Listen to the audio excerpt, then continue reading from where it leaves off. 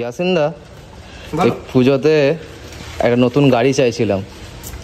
নতুন গাড়ি কার প্যালেসে সবসময় আসে, এইবারেও কিছু নতুন গাড়ি এসছে, আবার নতুন একটা ভিডিও নিয়ে এসছি আপনাদের কাছে।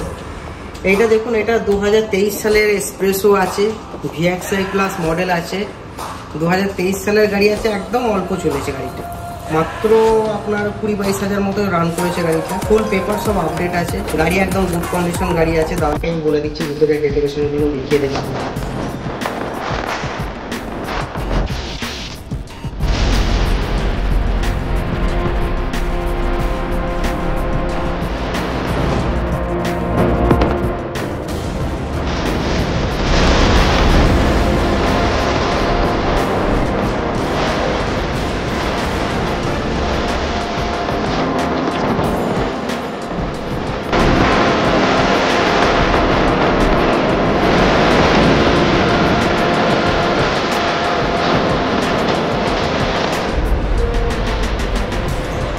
ট্যুরের জন্য এর থেকে ভালো গাড়ি বা এর থেকে ভালো মাইলেজে আর কিছু এখনকার মার্কেটের মধ্যে এক্সপ্রেসো দারুণভাবে চলছে।